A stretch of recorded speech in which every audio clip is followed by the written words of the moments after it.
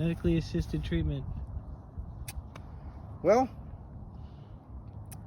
on a personal level, I have a couple of different opinions about it, right? Uh, on a personal level, like I had talked about before, I think that there are definitely a need for it. You know, I think everybody's makeup is different. Uh, some people definitely need it in terms of helping them heal and get better, and to be able to chemically become independent from a particular substance. And I understand that all those things are definitely taking effect on the stop and go switch of the brain and the pleasure pathway. So, you know, neurotransmitters get affected. There's a lot of things that begin to happen when you're taking any kind of substance, Suboxone or methadone. So, I know some people, it's like there's a trade-off. You know, you're trying to get somebody to a place where they're manageable, and I understand that part. So, you know, on a personal level, yeah, I think it's important. Most definitely, everybody's makeup is different. Um, Methadone, that's a tough one. Uh, you know, I know that it's become something that's been abused too, and I know it's a lot harder to kick than actual, dope is, for some people. So everybody, like, again, it goes back to, people's chemical makeup, you know, and a lot of it has to do with their experiences, I believe, as well, because I think when people have been through stuff and they use certain substances at different points in their life, there's probably some entrenched beliefs associated with not only the chemical dependency, but also, the thought life and the psychology behind it. So, most definitely, there's a lot to be like looked at from that perspective. Um, but I also have another belief, how it's used in terms of like different communities. What I'll say, like, I understand now because of the recovery process, and understand, like, because of the way things are, like say for instance, we're to use as a prison structure, right? We're gonna say like M.A.T used in prisons. That is a little bit more challenging, like in this perspective. Um, because of treatment and because of people having to be able to get into a program, they have to take Suboxone. Uh, my opinion on that now is kind of changed from this perspective. Is it's unfortunate there's a lot of guys that actually need the treatment that have been clean and sober for a long time. So how are you going to put a man or a woman on Suboxone, right, just to get treatment, like when they need to go through treatment? One, it could be because maybe that's part of their recovery. Maybe it's part of them transitioning to get a date for board, or become involved in a program. So uh, that is where I have a difference of opinion on how M.A.T is administered, I should say.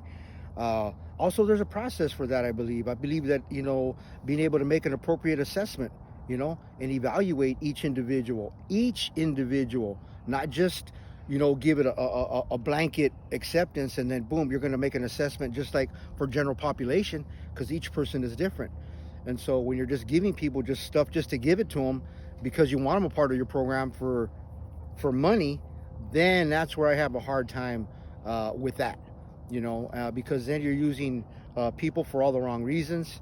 Using it just to make money, and you're using it to basically destroy people. You're not doing anything good with that. So that's where I believe you're doing more harm than good.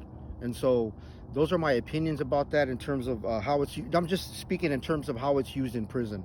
I just came out of a program, and I see how they're using it. The medical department is kind of taking over doing the assessments, when I believe that there's a training and experience in making those determinations. That's not just a regular physician that makes those determinations. Even though physicians are part of that process, there's also a lot more to it.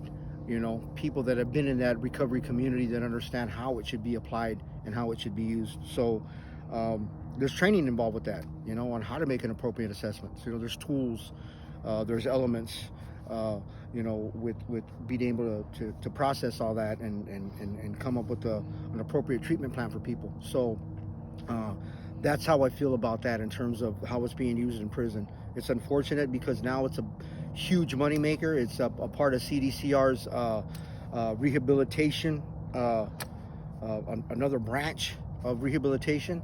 Um, and it's just sad, dude. It's sad that we're just kind of being used again, just like numbers, and just used to like warehouse people and just use them just to make money, and not really get the help that they actually really need.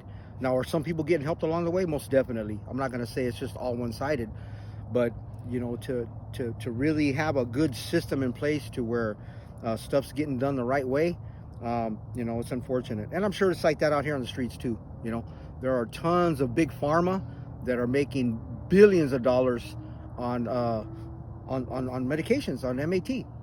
So yeah, it is what it is. It's another cash cow, you know, and it all starts with like the bigger question is like where's all that stuff coming from, that's the bigger question. Like, who's responsible for manufacturing?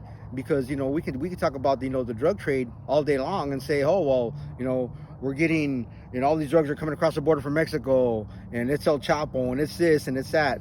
When in reality, man, I think there's a bigger picture and bigger things at play. And I'm not going to go into conspiracy, and I'm not going to make assumptions, but I will say this, that there's a lot at stake, and there's a lot of big money in play, playing with people's lives. It's unfortunate that people in Middle America, children, are being targeted and having to suffer, man. And there's a lot of good people, man, that have lost their children, lost a lot of loved ones, and people that have been dear to them to addiction and overdose, man. You look at fentanyl, look at all these other drugs that have kind of like come into play now. It's not just about heroin anymore. It's not just about coke. It's not just about speed. There's all these designer drugs now that are being renewed every day. There's something new out on the market. You name it. It's Molly, you name it. All that, the whole rave trip, all that, man. It's like all these things morph into, and as technology kind of like takes over in some of these areas too, you're going to see accessibility begin to change too. That dynamic of being able to access it, it's a lot easier now than it was before. You don't have to go to some street corner or go to the dope man. You go to the Connect to get your stuff. I mean, you get your stuff online. I mean, it's crazy. So yeah, those are just some of my opinions, but I think it comes back to what's my responsibility in this big old picture. I can have an opinion about it all day, but what am I doing about the solution? And it's really just about, okay, let's start talking about solutions. And solution is really just having discussions, talking about it. Maybe simply just making yourself accessible. Somebody's having a bad day, man. Don't be judgmental. Reach out. Hey, how you doing, man? Is everything all right? And when people are going through addiction or going through a tough time, man, support them, man. Everything that they're doing is atrocious and is treacherous and harmful as it is it's a brain disease, man. It's the addiction is ruthless. It's cunning and it's baffling, man. And those people that have went through it with their loved ones, they know what I'm talking about, man. It's tough. It's hard. But I think the best thing that we could do as individuals is to start having these conversations. Shout out to Chandra Land, making herself available, start talking about it, and just be supportive of people. Don't be judgmental, and know that people suffer in a lot of different ways, man. And just be mindful of people, and just, show a little bit of caring, man. Show a little bit of compassion and understanding. It comes back to some basic spiritual principles, and that's just to be loving, man, to be kind to your fellow man, and understand, man, that it's a process. Those things aren't going to change overnight, and everybody's at a different point. It's meeting people exactly where they're at, wherever you're at in your addiction, be it, you've been sober for 20 years or you're on a freaking 2-month run, and you're down in the dumps and freaking hating life and you want to freaking kill yourself. I mean, it's that bad, but it's also that good, it's like the two extremes. It's almost like love, it can feel so good, but yet it's so painful when you lose it. So, that's where I'm at with that, man. There's probably a lot more I can get into, like, from a professional perspective, but I'm not, because I'm not a professional. I'm not a doctor. I'm not licensed in any way, shape, form, or fashion. to give a professional opinion. So these are just my personal opinions as an individual and somebody who's abused drugs and alcohol and who's in recovery and who's happy and who's sober today, man. And so, I'm thankful for the things that my higher powers done in my life. God has been merciful, He's been gracious, and He's given me a good life. But again, it goes back to choices, man. I wake up today and I choose: am I gonna drink? Am I gonna get high? Am I gonna act a fool? Am I gonna revert to some sort of distorted thinking? Am I gonna use a denial pattern? Or am I gonna use a behavior, violence, anger, all that things to satisfy an immediate need? Instant gratification. Where am I at today? Now it's like pushing a button, everything's like, boom, I want it now. And when you don't get it now, what's going to be your response to that? So for me today, being just a little over 90 days out, huge learning curve, man. So there's a lot of stuff I see around me. One of the things that I'm doing in terms of my community, wherever I'm at, whoever I'm talking to, dude, I'm going to give them a smile. Good morning. How you doing? Give them a compliment. Affirm people, man. Let them know, hey, man, you got a great smile. Hey, man, hey, you're doing good. Hey, you're almost there. Like those simple things, man, mean a lot to people because we never know what that person's going through. When you run into somebody in the street or wherever you're at, dude, you never know what that person is going through. So it comes down to those simple, basic human interactions, man, that we've kind of lost along the way, And that's where I'm at today with that, dude. It's just the simple things, Get back to simplicity, man. And you already know. Get yourself some ice cream. You know what's up. Keep yourself sweet, man. That's where it's at. So, yeah, I'm just gonna kind of keep it there, man, because you know me, I get long-winded, man. So, we're enjoying this day. We're gonna have some fun today. There's also some other things I'll be talking about. We're gonna get into some trauma and start talking about some very deep issues, man. Especially as men. I think that's an issue that's kind of been swept underneath the rug, and you don't really hear a lot of conversations about. And there's a lot of stuff connected to anger and violence, especially violence towards women. And I'm going to talk about that too. And so there's a lot of good stuff that I'm going to get into. That's a whole nother segment. And today, I'm sober, I'm happy, I'm blessed, and the struggle's real, dude.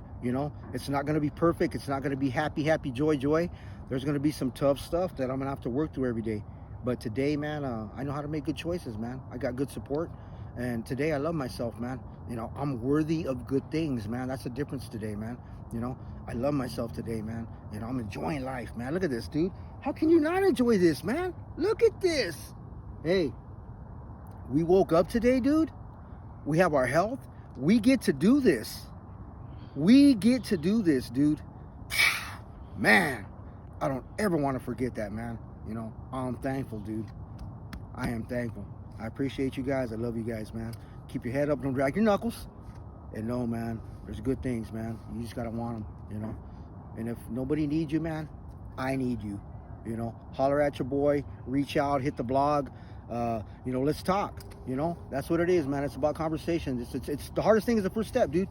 Hardest thing is the first step. When you're walking that trail, it's that first step, stepping on that first rock. That's the hardest part. You have to start. So if it starts with a conversation, you're pissed off, you want to make a comment, pissed off, make a comment. That's where it starts, man. Getting all that stuff out, because it's going to show up in one way or another, man. So I'm here, man. Let's do this. That's what this whole journey is all about. It's all about reconnecting and having real conversations and talking, man. So, boom. Have a great day, dude.